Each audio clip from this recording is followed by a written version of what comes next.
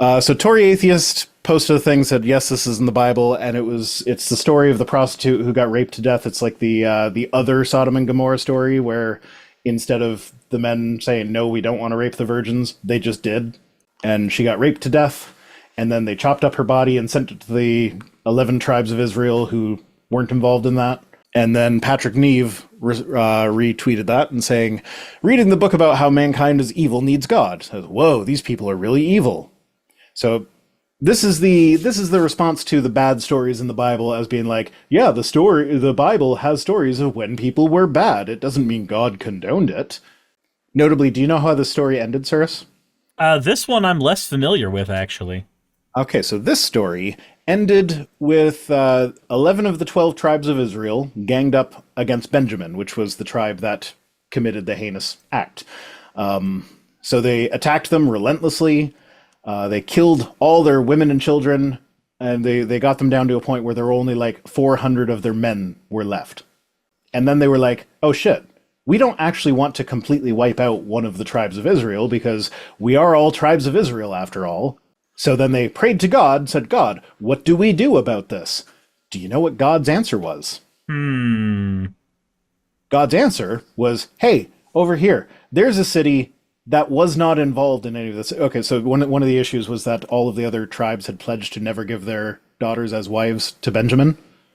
So they're like, well, we can't uphold our pledge and Benjamin still live because we killed all their women.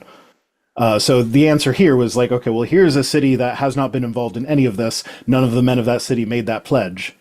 So let's go into that city, kill all the men, kill all the women who have known a man, and take the young women and give them as wives to the Benjaminites. Every word that you said depressed me, and why? That was God's solution. This wasn't a story of bad people being bad. Like, sure, up to that point, you could argue that it was. But at that point, they asked God, what do we do? And that was God's answer. Was go kill all the men, women, and children, or kill all the men, women, and boy children of that town, but then take the girl children and make them sex slaves of the Benjaminites. Go do this incredibly heinous and bad thing. Anyway, we're just gonna go fuck off now. Remember, the most moral person in Sodom said, it's okay, just go rape my daughters, don't touch the angels. Yeah. But, I mean, they said no to the daughters then. And then they all got killed by God for it. Right, and we're ignoring the fact that the most moral person in Sodom still suggested that. And then God turned his wife into a pillar of salt for the crime of looking back at a city that was being destroyed. Priorities, people. Priorities. Like, he created humans. Have you seen, Cyrus, I'm sure you've experienced this when you're driving down the highway and then there's a slowdown and it's like the traffic is just crawling. And then you find out the reason traffic is crawling is because there was an accident on the other side of the highway that doesn't affect your side, but everybody slowed down to look at it. I haven't God actually... us with the rubberneck drive. Why did he not know that we were going to do that? I haven't actually experienced that particular phenomenon yet. Have you not? No. Oh my I God, haven't.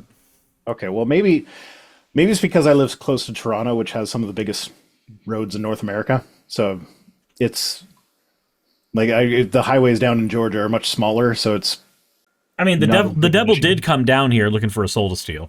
Yeah. Oh, did you see? Okay.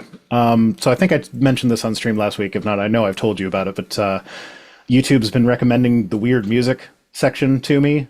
And there was the guy who did Michael Jackson's song, but every instrument was a door stopper, like one of the spring-loaded ones. Oh, yep, you did. So there was that one. After that one came a recommendation for a guy who was playing a cover of The Devil Went Down to Georgia. Mm-hmm. And his washing machine was the percussion. Oh my God, that's great. It was pretty good. It's just like, I don't know why YouTube decided this is what I want to watch now, but they're not wrong.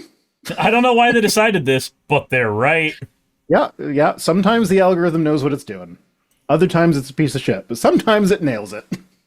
Like that is what YouTube is for. Just weird shit like that. What we're doing, this isn't what YouTube was for.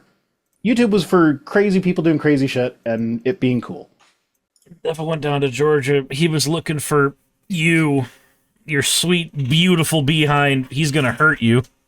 The devil doesn't use lube. okay, I come pre-lubed.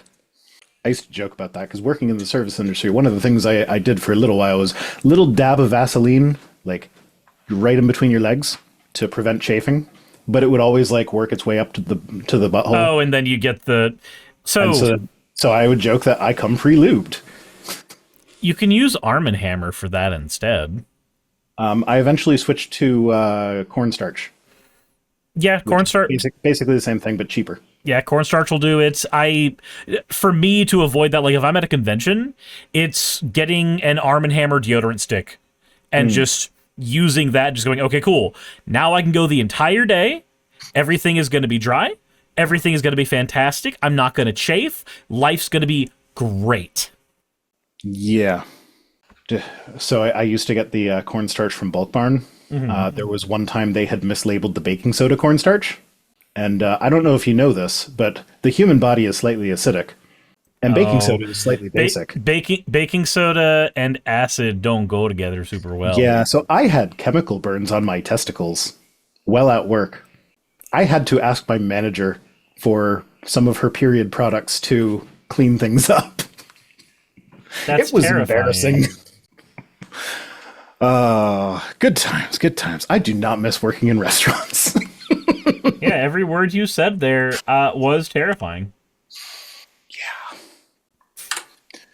The undistinguished professor said, simple proof of moral realism. 1, torturing babies for fun.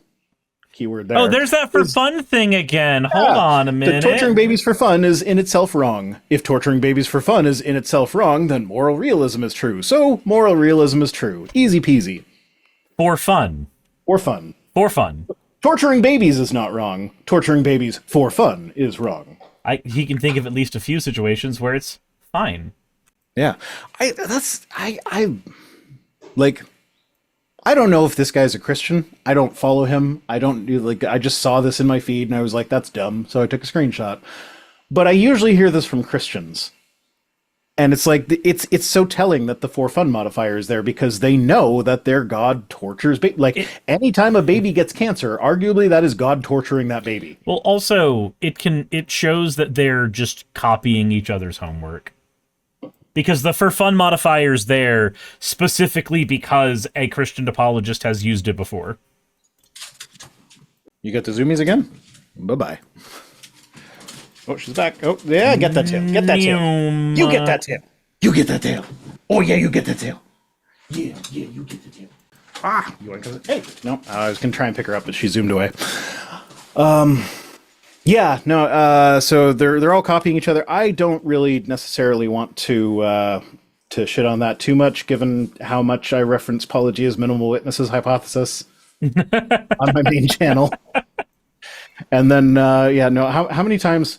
It's been at least 3 times I have made a joke where I have referenced something that Paul has done. And so I've either taken screenshot or video from his channel, and then I've slapped my face over top of his avatar. Mm-hmm. Or I've just scribbled him out with red marks.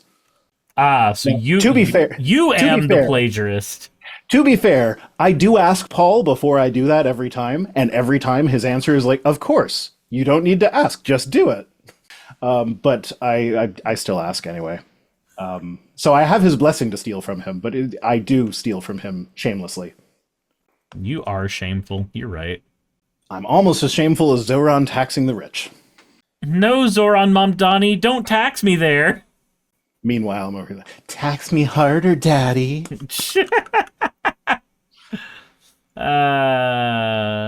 Hey, you made it to the end. I want to give an extra thanks to the patrons who allow me to do this full time.